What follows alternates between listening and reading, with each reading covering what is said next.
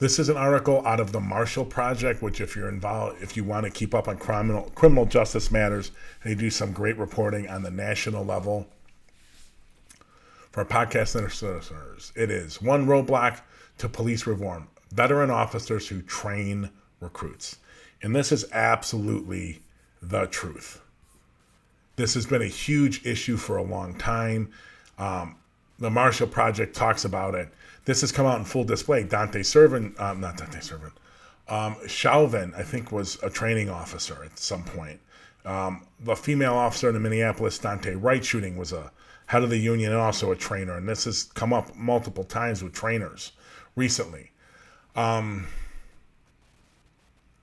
field training officer issue in Chicago has been a long-standing problem. There have been no requirements for how you become one. So then these officers with all this experience, but then this history of abuse, become training officers. They're the one training new recruits. Forget what you were taught in the academy. I'll train you to do what you do.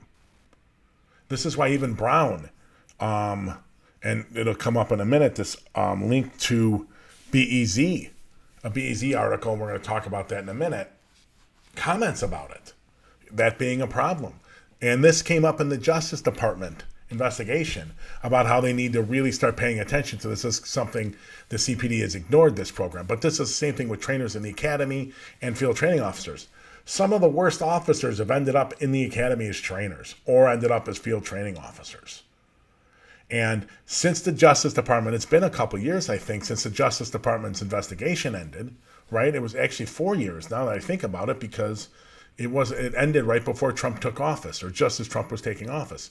In that investigation, it was like, you got to do something about field training officers and change the requirements to be in there. They haven't done it. They've put in a bunch of new FTOs, but they haven't changed the requirements. It's obscene.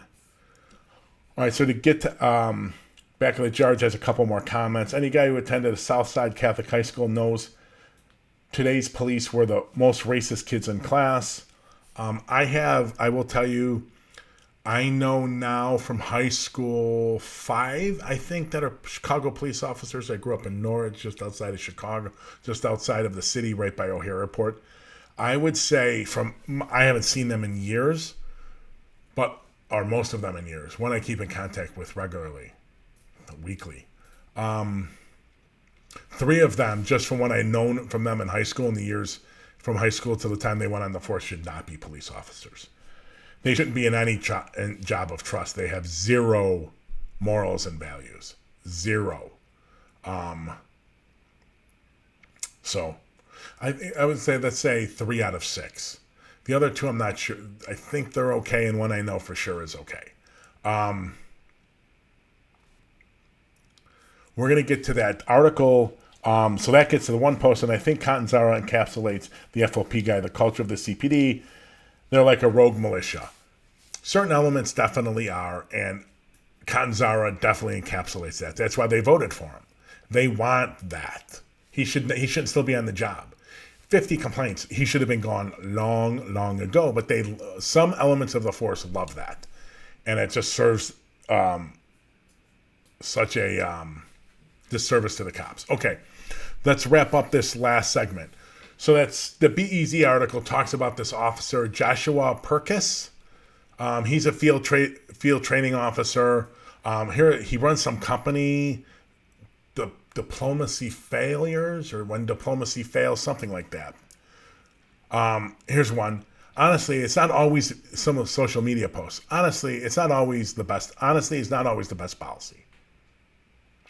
I actually want to hear from a guy in a position of trust. Choose your victims carefully. Okay? A judge in a case he was in some employment case, he was just a tangential witness. He wasn't really involved.